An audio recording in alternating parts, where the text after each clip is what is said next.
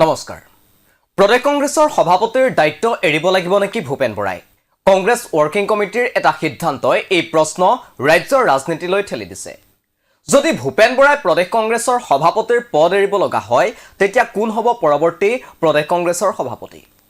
শুকুৰবাৰে দিল্লীত Congress working committee অৰ্থাৎ CWCৰ এখন বৈঠক অনুষ্ঠিত হৈ যায়। এই বৈঠকত হোৱা সিদ্ধান্ত অনুসৰি কংগ্ৰেছে সকলো পৰ্যায়তে হাল সলনি কৰিবলৈ সাজু হৈছে। বৈঠকৰ অন্তত কংগ্ৰেছ সভাপতি মল্লিকাৰ্জুন খৰ্গেই মন্তব্য কৰে যে দলটোক শক্তিশালী কৰিবলৈ ওপৰৰ পৰা তললৈকে পৰিৱৰ্তনৰ প্ৰয়োজন।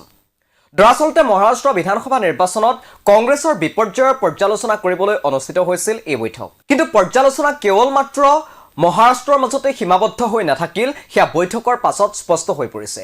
এই বৈঠকতে EVM আৰু নিৰ্বাচন প্ৰক্ৰিয়াৰ ওপৰতো আলোচনা কৰে কংগ্ৰেছ নেতৃত্বই। তদুপৰি নিৰ্বাচন আয়োগৰ ভূমিকা আৰু নিৰ্বাচন জয়ৰ কৌশলৰ ওপৰতো কংগ্ৰেছৰ সৰ্বোচ্চ সমিতিখনে আলোচনা কৰা বুলি জানিব পৰা গৈছে। কংগ্ৰেছৰ সভাপতি মল্লিকাৰ্জুন খৰ্গেই কয়, নিৰ্বাচনৰ ফলাফলত নিৰাশ হ'ব নালাগে। কিন্তু সমান্তৰালকৈ তেওঁ এই কথাও কৈছে যে দলটোক শক্তিশালী কৰিবলৈ ওপৰৰ পৰা তললৈকে পৰিৱৰ্তনৰ প্ৰয়োজন আছে। তেওঁ কয় যে আমি নিৰ্বাচনী কৌশল উন্নত কৰিব লাগিব। আমাৰ পক্ষত বলা বতাহে আমাক বিজয়ৰ নিশ্চয়তা নিদিয়ে। EVMক লৈ প্ৰশ্ন উত্থাপন কৰি কংগ্ৰেছ সভাপতিগৰাকীয়ে কয় যে EVMে নিৰ্বাচনী প্ৰক্ৰিয়াক সন্দেহজনক কৰি তুলিছে। নিৰ্বাচন আয়োগে মুক্ত আৰু নিকা নিৰ্বাচন নিশ্চিত কৰিব লাগে। মল্লিকাৰ্জুন খৰ্গেয়ে লগতে কয় যে কোনো পৰিসংখ্যাই মহাৰাষ্ট্ৰ বিধানসভা নিৰ্বাচনৰ ফলাফলৰ ন্যায্যতা প্ৰদান কৰিব নোৱাৰে। লোকসভা নিৰ্বাচনত মহাবিকাশ অঘাৰীয়ে যি প্ৰদৰ্শন কৰিছিল, সেইদৰে বিধানসভা নিৰ্বাচনৰ ফলাফল দেখি বিমূৰত পৰিছে নিৰ্বাচনী বিশ্লেষকসকল। এই বৈঠকতে কংগ্ৰেছে 5টা বিশেষ বিষয়ত আলোচনা কৰে। প্ৰথম হৈছে সংগঠনত পৰিৱৰ্তন অনা।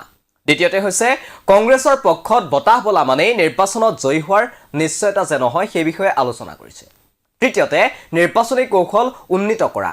চতুৰ্থতে কংগ্ৰেছ কিয় ক্ষমতালৈ আহিব লাগে, আৰু পঞ্চমতে দেশৰ জনতাৰ সমস্যাসমূহক কেনেকৈ আভুৱা ভাৰি বিজেপিয়ে অন্য কৌশল অৱলম্বন কৰি এইসমূহৰ পৰা জনতাৰ দৃষ্টি আঁতৰাই ৰাখিছে, সেই সন্দৰ্ভত হ'ল আলোচনা। আৰু ইয়াৰে 4টা কৌশলেই হৈছে ৰাষ্ট্ৰীয় পৰ্যায়ত ল'বলগীয়া আৰু কাৰ্যকৰী কৰিবলগীয়া সিদ্ধান্ত। কিন্তু ইয়াৰে সংগঠনত ওপৰৰ পৰা তললৈ পৰিৱৰ্তন কৰাৰ যি সিদ্ধান্ত, সেই সিদ্ধান্ত এতিয়া ৰাজ্যৰ ৰাজনীতিতো প্ৰভাৱ পেলাব। কিয়নো এই সিদ্ধান্ত যদি কাৰ্যকৰী হয়, তেনেহ'লে অসম প্ৰদেশ কংগ্ৰেছ কমিটিটো ব্যাপক সাল সলনি হোৱাৰ সম্ভাৱনা আছে। আনফালে যি উদ্দেশ্যে এই বৈঠক আহ্বান কৰা হৈছিল, সেই উদ্দেশ্যৰ সৈতে মিল খাই অসমৰো পৰিস্থিতি। কিয়নো আটাইকেইটা সমষ্টিতে প্ৰাৰ্থিত্ব আগবঢ়াই উপ নিৰ্বাচনত এটাও সমষ্টি দখল কৰিব নোৱাৰিলে কংগ্ৰেছে। ইয়াৰ বাবে জগৰীয়া কোন? যদি ৰাজ্যৰ নিৰ্বাচনৰ ক্ষেত্ৰত পৰাজয়ৰ মূৰপাতি ল'বলগীয়া হয়, তেনেহ'লে পদ্ধতিগতভাৱে সেয়া প্ৰদেশ কংগ্ৰেছৰ সভাপতিগৰাকীয়ে মূৰপাতি ল'ব লাগিব। আৰু সেই দৃষ্টিৰে চালে সলনি হ'ব অসম প্ৰদেশ কংগ্ৰেছ কমিটিৰ সভাপতি ভূপেন বৰা। কিন্তু কোনে ল'ব পৰৱৰ্তী সভাপতিৰ দায়িত্ব? ইয়াৰ পূৰ্বেও কেইবাবাৰো প্ৰদেশ কংগ্ৰেছৰ সভাপতিৰ বাবে গৌৰৱ গগৈৰ নাম চৰ্চিত হৈ আছিল।